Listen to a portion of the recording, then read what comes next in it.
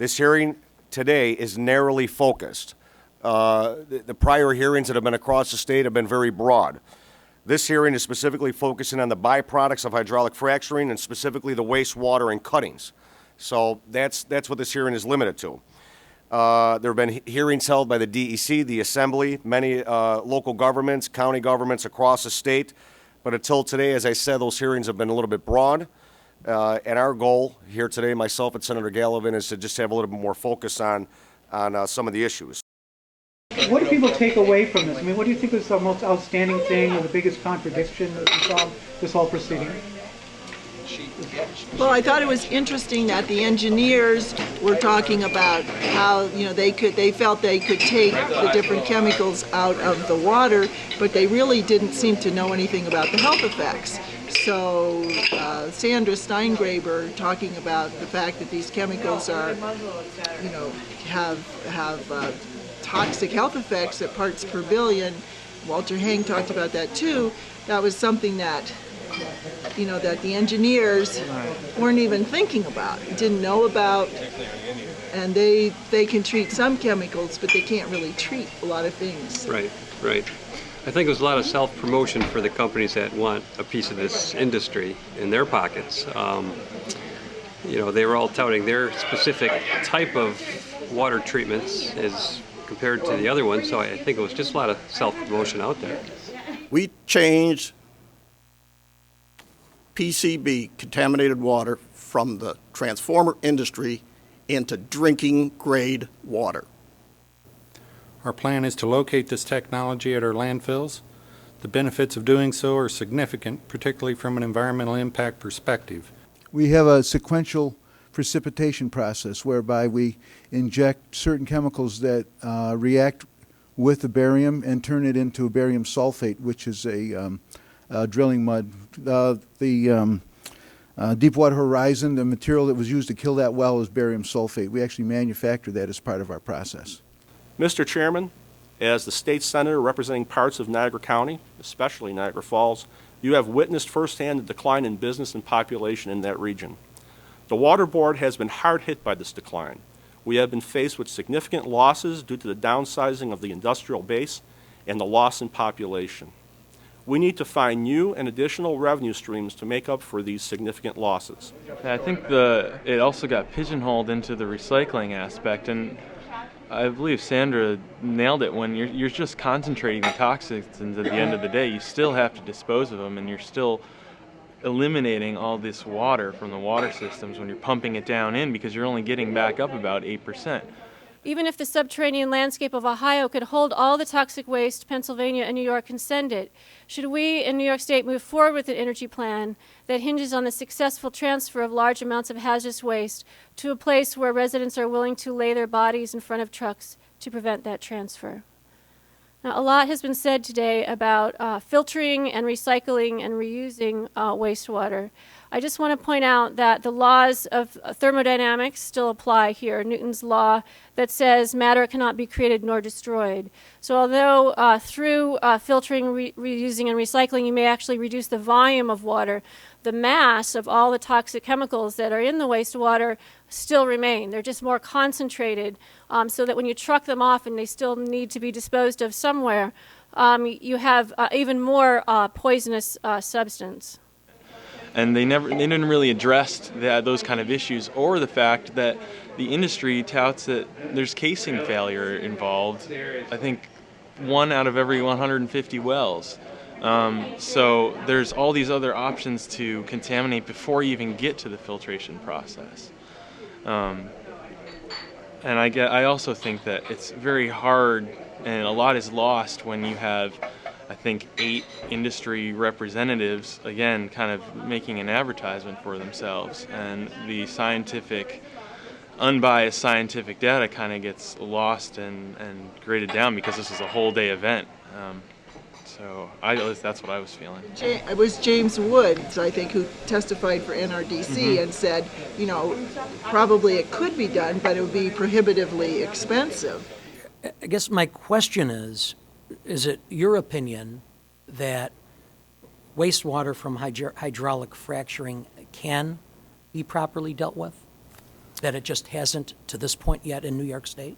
I think the opinion is that properly dealing with it is prohibitively expensive. Okay, let me ask a different. I understand that point. If money was no object, which of course it is. Right. But if money was no object, is it your opinion that the wastewater can be properly treated or not? I don't believe that there's any way of removing all of the possible deleterious consequences from this wastewater. Certain companies that assist in the recycling of wastewater can, at least they suggest that they can remove the heavy metals. But that's not all of the concerns. And a lot of the constituents in this wastewater would disrupt the biological systems that are used in publicly owned treatment works. Currently, the EPA is developing pre-treatment standards for wastewater before sending it to POTWs. I think it would be advisable for the DEC to at least wait and see what the EPA suggests about these pre-treatment programs before proceeding with this. And it didn't seem that there was any testimony to contradict that, really, because the Niagara treatment plant, as Chris is saying, he talked about expensive systems. And then Jack Ossett followed up with him for some more questions afterwards, and he told Jack that it would be 18 cents a gallon to use their current treatment system, and if it turned out that the total dissolved solids were higher than they could deal with, they would have to build an $85 million treatment plant to deal with the dissolved solids. And from what Walter Hang said in his final testimony, that total dissolved solids, that they can't deal with that now. So it made it almost a certainty that they would have to, if they were going to be able to treat this, they would have to have that $85 million plan. Finally, I suggest that the land spreading of the toxic drilling wastewater also be banned. And I would note that the horizontal hydrofracking, as you've heard, is really deep well injection, because up to 95% of the fracking fluid reportedly remains in the ground. In New York, deep well injection permitting requires individual environmental impact statement review, not the generic EIS review that DEC is currently undertaking. In short, the entire premise of the SGI permit guideline proceeding is specious. This is another reason why DEC's efforts are inadequate and warrant starting the process all over again. And I would note that these exemptions should be lifted by regulatory fiat. They don't need new laws to be passed. And I've given you data that I compiled for the Niagara Falls wastewater treatment plant. I personally sampled this effluent in 1981 as part of a landmark study of the Niagara River. So while that facility does have granular activated carbon treatment, that's, again, only for the insoluble compounds, and you can see many of the compounds pass right through, including benzene, phenol, so there's no panacea, and that carbon would not take out the total dissolved solids, including the various toxic metals that you've heard about so much today. Thank you very much. I appreciate the time, and if you have any questions, I'll try to answer them. So who's going to pay for it? Is it possibly economic to do this if you treat the water? The salinity of the water, could a public treatment facility or a retrofitted public facility, in your opinion, work as or conjunction with like a desalinization unit facility to work with clean or getting rid of the salt water? Do you see that as a potential? There are different treatment systems out there that specifically go after salinity. The problem that they encounter so often is that they are super energy intensive, and therefore they wind up being very, very expensive. And this makes sense. Otherwise, if not, we could, all of Long Island could be drinking out of the ocean, and we could do it, Right. or where there is ocean, not just Long Island. I don't mean to pick, but we could be looking at this as a real option. But it comes down to expense. And again, if that's something that the industry wants to take on and can reduce these pollutants down to the point where they are not a problem, that's something that makes perfect sense. But at this point, it's not being proposed in New York State, and therefore we shouldn't allow this waste to be treated at municipal treatment plants in New York State. Well, I think too that the fact that we're looking at this potentially to be in within 6 months, and there's no treatment plants that are capable of handling this kind of water or waste product, where do we start? I mean, we would have to have that in place before this whole process could even begin, and we don't even have that. So we're going to have an end product that we have no way to deal with. Yeah.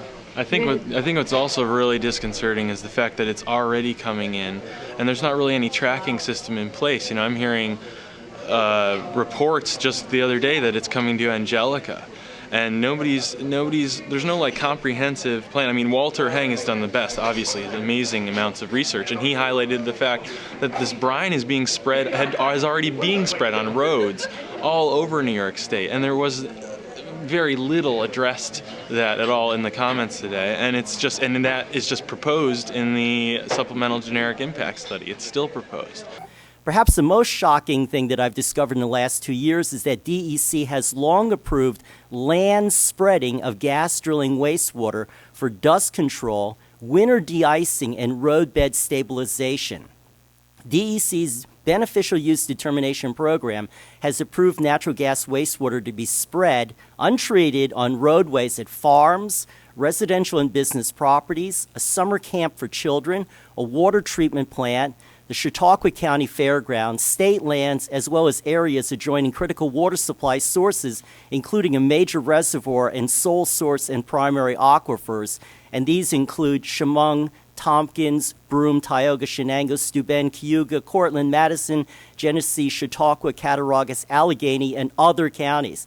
In Chautauqua County alone, in 2010 to 2011, 1,322,450 gallons of gas well production brine were spread. You can review those documents. Contrary to DEC's assertion that the BUD program requires the gas drilling wastewater to be spread safely, DEC's own data refute this assertion. You can read examples that I posted. The Tuscarora brine application, June 21st, 2010. Quote, caller states town is using brine from gas wells to control dust on dirt roads and are applying it way too heavy, causing runoff to ditches and streams. Also concerned about his well and what might be in the brine, close quote. And this spill still does not meet applicable standards. In short, gas drilling wastewater should have been banned from land spreading decades ago when spraying waste oil on dusty roads was outlawed, along with burying garbage in open pits.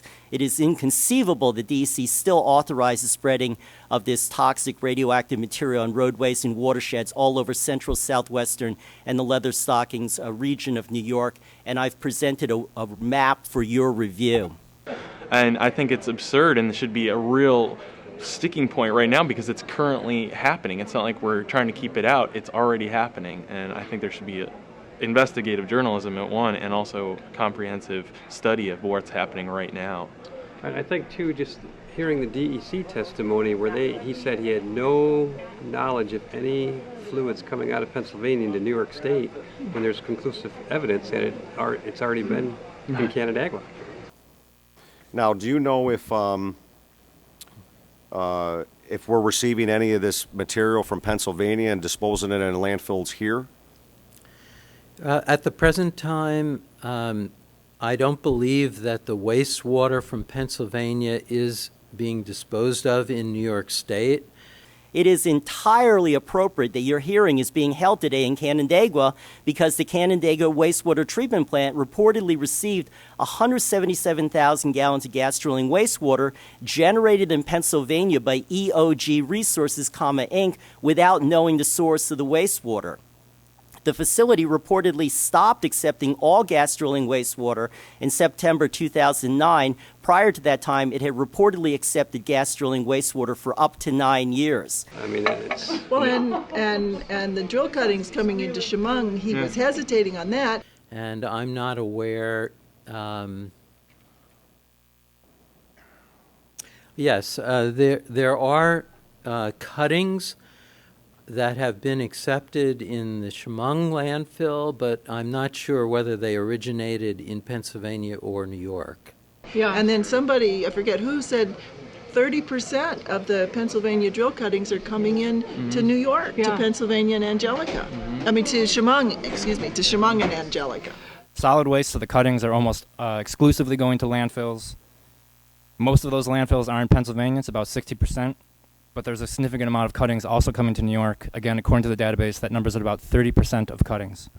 But the DEC did not admit that that was going on in Angelica. They just said it was at Chemung, and then they didn't say anything else. So again, you can't trust what they're saying because they're not completing their sentences. Because they were just saying. And we it was do in know Chemung. it's at the Allegheny landfill in Angelica, and then there a private landfill, the Hakes landfill in Steuben County. So there are 3 landfills. Right, but they didn't say taken. that. They didn't say and that. I've heard that the Hakes landfill, it's a huge mountain of stuff. Yeah. And the truck turned over one day. One of the trucks turned over and spilled it into the ditch. So I think we're dodging the issues. It's very evasive in all the answers that we're getting from, especially the DEC. They're just ducking and dodging left and right, and that makes me very nervous because those are the ones essentially that are going to be protecting us. Yeah, they put up a kind of a flow chart, and they were laughing because they said we can't see this flow chart, and it's true. I sat in the front row in order to actually see it, but even in the front row you couldn't see it. So I thought that was disappointing. I mean, it doesn't make you trust them at all in terms of what they presented. Yeah, I think it's also very significant that at the New York City hearings, the 1,700 plus DC employees that came out with a written statement saying there's no possible way they can regulate this, and they issued, quote, "no fracking way" in New York.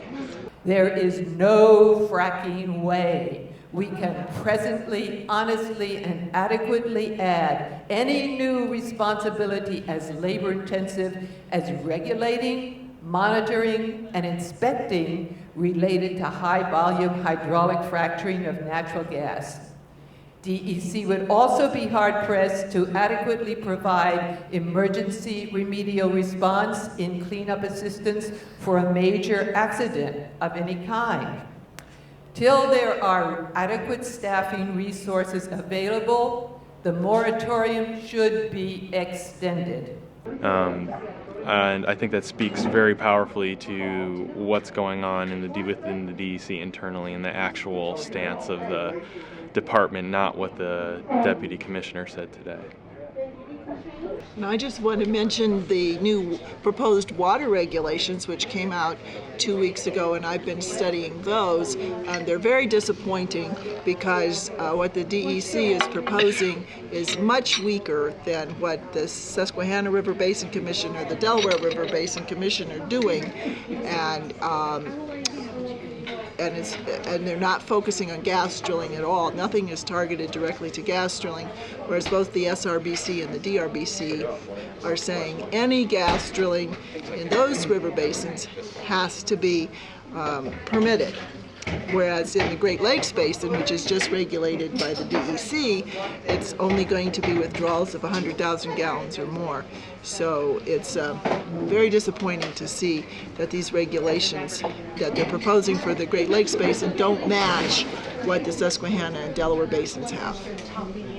And 100,000 gallons is, it doesn't mean anything because the small contractors are going to be sucking out the water, and they're not going to get to 100,000 gallons a day. So that's meaningless to put that number up there because all the big, like Chesapeake or big companies are just going to hire contractors to do the work. Right, so it doesn't mean in New anything. York, the regulations apply to the person withdrawing the water. Yes. Whereas in the Susquehanna and the Delaware, the regulations on gas drilling apply to the use of the water. So if it's used for gas drilling, you have to have a permit. Whereas in New York, they have this big loophole.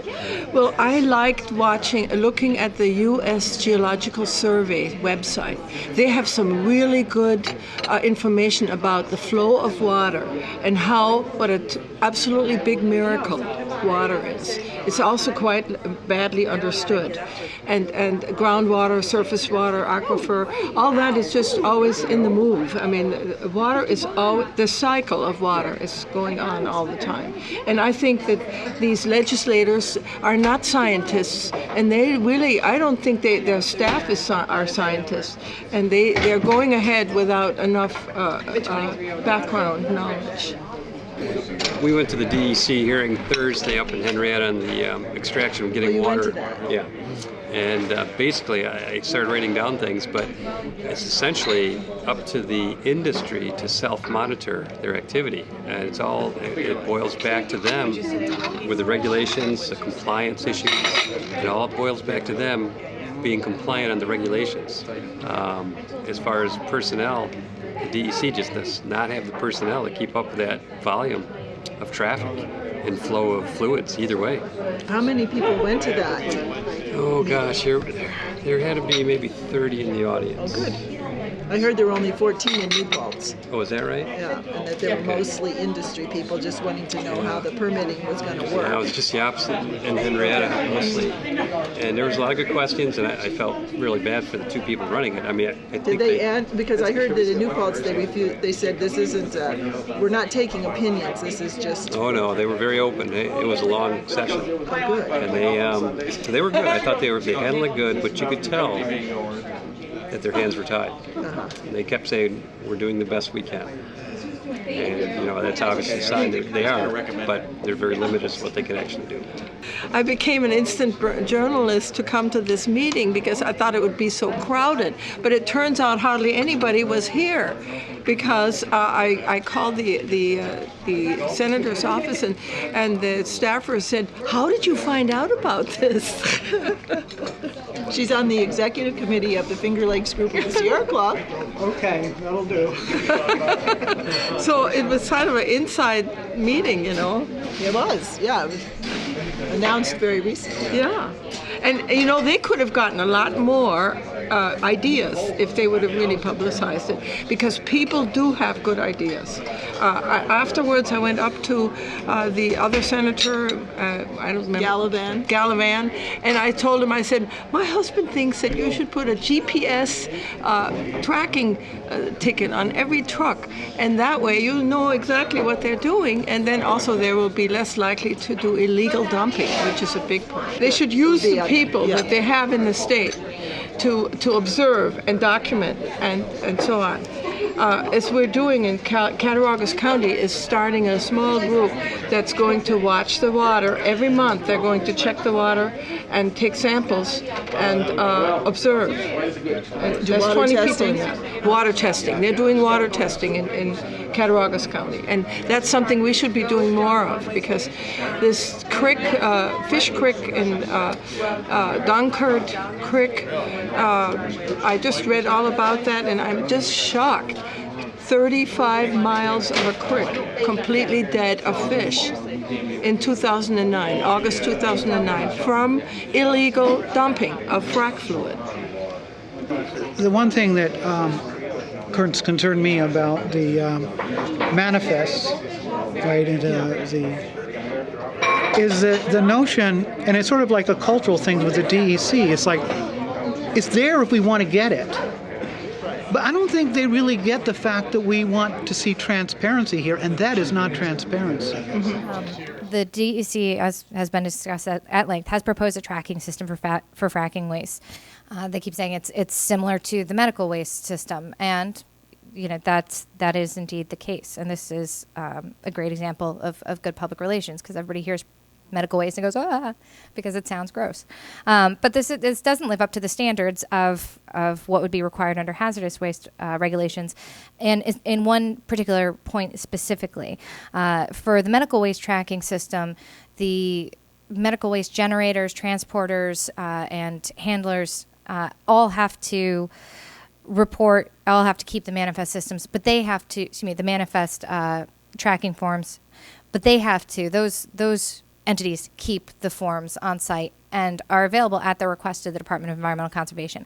Under hazardous waste regulations, those have to be reported to the state. They're put into a database, and that way anybody, you, me, anybody in the public can go and look and see, what's in fact happening with this waste. This is a big problem, especially with DEC staffing and resources being what they are at historically low levels. This means that we've got a very important check in the system, in the proposed system, which would be missing if the state goes forward not counting this as hazardous waste. What about the injection wells? I want to just mention that that came up several times because New York State is not suitable for injection wells for some geological reasons. And that's something we should all know because we only have about 3 of them in New York State. And there's 180 in Ohio and there's a whole lot more elsewhere. But they're probably going to be looking around. As somebody was trying to put Chesapeake was trying to put a well into Keuka Lake in 2010, and they got stopped. And I think we should be careful not to allow them to convert something into an injection well. Very enthused. Tonight, right after this, I'm going to a town board meeting in Canandaigua in Ontario County. There's also one happening in Bristol, and there's a vote on a proposed moratorium in South Bristol tonight. And also in Springwater, there's going to be a proposed moratorium. And all across Livingston County, my town, Livonia, has a public hearing to ratify a moratorium this Thursday. There's a ton of action happening around the state on a local level, and I think it does many things, and it sends a message to the government that the constituents aren't going to put up with this, and they're going to go to their most accessible means of stopping this. And I think it's becoming really effective, and the movement is spreading fast as this happens more and more. So I think that is, in my mind, the most important move forward. And I think that I agree with you, what you say there, Jamie, and what happened in Poultney this past election demonstrates that, because Poultney's the town in Keuka Lake where they proposed the deep injection well, and the past supervisor supported that, and people ran a campaign against him, and the person who was against the fracking won. So the injection well made a significant difference in the elections this year in Poultney. I think too, for us in our area, we've just started with Jamie and myself and a number of other people doing a lot of public forums. Mm-hmm. And I'm going to say about 80% of the people have no idea what this is even about. So it's one of the best kept secrets in Western New York State, to be honest with you. And it's knocking on our door. So I'm just like, wow. The most unexpected characters come out. Staunch conservatives will come out against this. It's a nonpartisan issue, and I think the support is coming from all sides and places. So I think the information needs to continue to be disseminated through these public forums. It's a powerful thing to go on a town by town level because people know each other and communicate. Well, I know there's a few things coming up. I mean, as far as the letter writing campaign, the email writing campaign, I think that's so critical that if everybody does that, it's going to send a very, very powerful message. Yeah. And I know the January 23rd rally in Albany, I think it's going to be, I hope, a very effective tool as well in getting this out of New York State.